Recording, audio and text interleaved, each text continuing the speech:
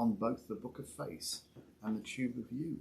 Although there will be some lag before we actually see it appear. And mine is starting to appear as we speak. Maybe yours is starting to appear. Mine has appeared. And there you go. So it always takes a little while for things just to sort of get organised here, doesn't it? So good morning. Good morning out there on another beautiful day in paradise. It truly is. It's going to be like 68 today. Spring, I believe, is springing with style. And we're going on about a 6-hour round trip adventure. Well, maybe 5.5. It's a ways. We've got a ways to go today. Yes, we have to go and collect some pottery from our supplier. We're going to the pottery lady because we need more cauldron mugs. We do. And we need more cauldrons and altar tiles. Good morning, Tina. Good morning, and Gilda. We'll see what else she's got. We're going to go pottering off to the potters. Yes, we'll potter off to the potters, as the saying goes. So we're just wittering on while people join us because it's not quite 11 Tracy, yet. Because it's not quite quite 11's 11's time yet, but it will be very shortly. It will be 11. And Gilda gets a prize for setting her clock today because she missed. She joined us right at the end yesterday and went, "Oh no, I forgot." Well, you can wind back and watch it. You can.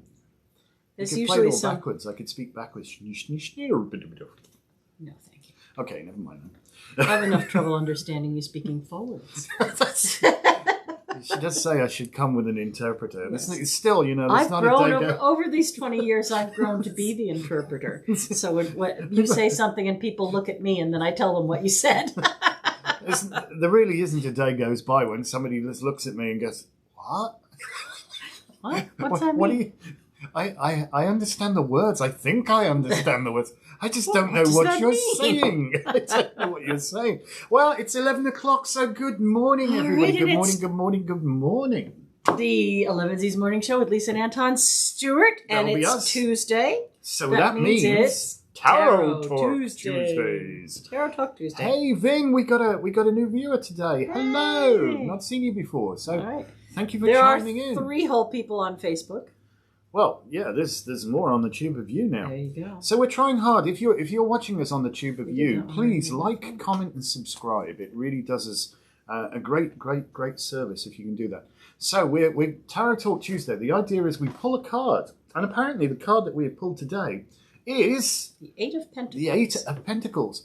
And this isn't where we're gonna pull cards for people. Just to be clear about this, on Tarot Talk Tuesdays, we actually do a little bit of a. Well, as in-depth as you could do it for sort of 10 minutes or so. Right, we talk about that one card and its meaning. So we also figured that by the time we get to the end of the entire deck and we've done all 78 cards, there'll be 13 hours of content for you to go back through. A year and a half later, you have a tarot course. It's going to take a little while. Bit by bit. Oh, you're going to get a pretty deep understanding if you go through all 13 hours of that, has to be said. So all right. So the Eight of Pentacles. I like this card, actually. I read this as a self-employed person or someone who can be working independently. In other words, the boss comes along and says, oh, hi, Dane. The boss comes along and says... The boss says, hi, Dane? No, I say, hi, Dane. The boss comes along and says, here's this project, and here's the deadline for the project. But the boss doesn't come and breathe down the person's neck every single day saying, how far are you along? Did you do this yet? Did you do that yet? You might want to do this. But the person can work independently and meet the deadlines. But 9 times out of 10, when I see this card in a reading, it is a self-employed person. Someone who is doing many facets of the job. Like, for example, myself. You're sitting in your butt all day. day. I'm like the store manager, the buyer, the marketer, the merchandiser, a reader, the high priestess, the Facebook Liver, so the course teacher. So I have many facets under the umbrella of the work that I do for the Awareness Shop.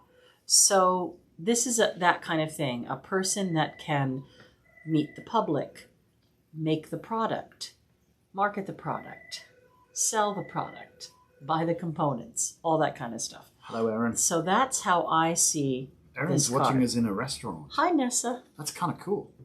Restaurants. Be safe, Aaron. Yes. Don't let your guard down. Yes.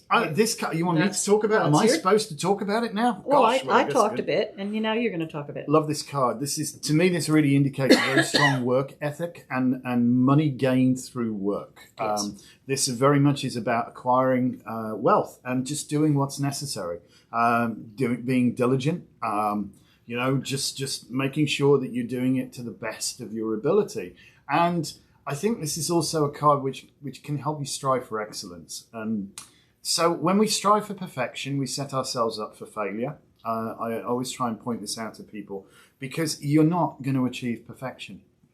You're not. Because I can guarantee somebody would go, oh, you know what? That's brilliant. But if you'd have just done this, it would be even better. And you go, oh, bollocks. That's a technical term, by the way. I failed miserably. I could interpret that. But no. You see, if you strive for excellence, you go, oh, wow, I've learned an even better way of doing it. I've learned something I can improve my game, And it's all that continuous improvement. And I think there's a word in...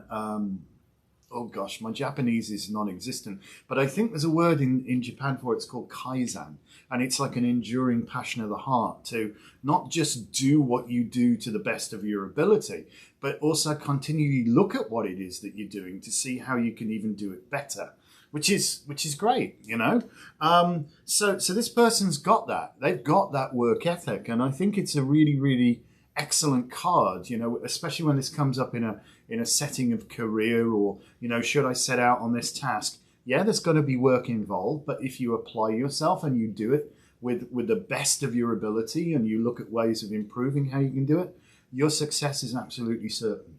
And that's what this card is about. It really is. This is not a screw-up card. This is really not. This is a very good, positive card, All right, I think. Cool. So that's... Hi, Denise. Hi, Amanda. Hi, Patty. Hi, Amy. I'm going to say more now. Hello, Wendy. Hi, Lori. Lori, if you watched yesterday's box opening, I told people at the end that you're coming back to do phone readings. Okay. So now the other thing we know about Pamela Coleman Smith is, and she's the artist of this particular deck, in case you didn't know, it's called the Waite Smith deck. Nothing is on the card by accident. Nothing. Everything in the picture is on purpose. Absolutely. So we see that the sky is gray. And I think that means that things are not so black and white, right? When you work for yourself, you may not get a guaranteed paycheck. It isn't written in stone that you're going to make this particular amount of money. So things aren't necessarily negative, gray skies, terrible, but there is a little bit of oppression there. It's not all just bright and sunny. However, we do see some other things that are very positive. There is a tree that the maker is hanging their coins or their pentacles on. So this signifies growth, like coming in at base level and being able to get yourself up over time to the top of the heap, right? Because you can see there's, even though the tree is filled, this person is still working very hard. They have an apron on, so they are aware of protecting themselves and being very careful about what they're making. They're also wearing blue and red, like the Hanged Man. I didn't notice that.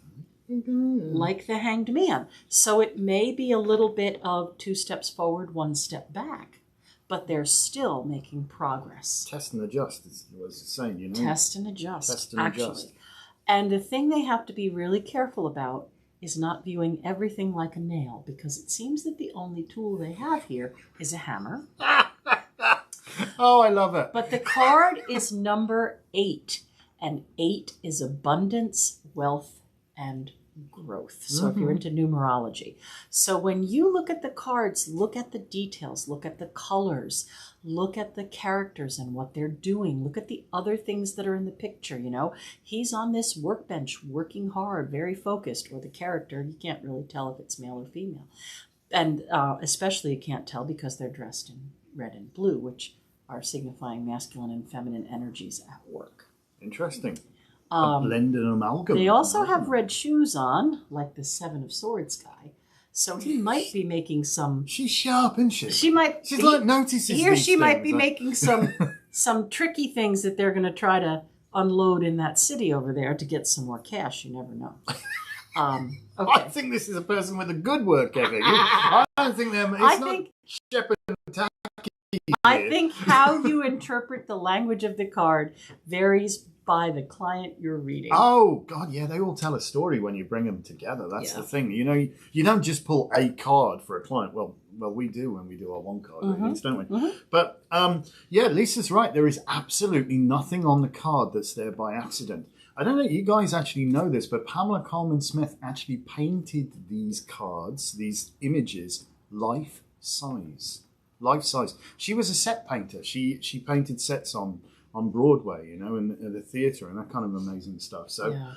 But she was all of this, very, very. Oh my goodness gracious me, yeah. If you're on our YouTube channel, I'm trying to think. One of the episodes of The Broom, we actually go through the Pamela Coleman Smith deck. And a whole stories in there as well. So check it out. If I find the thing, I'll put a link in the comments of this. And I also teach a one evening course just about the major arcana of the deck, the story of the sun. Well, you could just read with the major arcana. You could. It would be a lot of beginnings of paragraphs.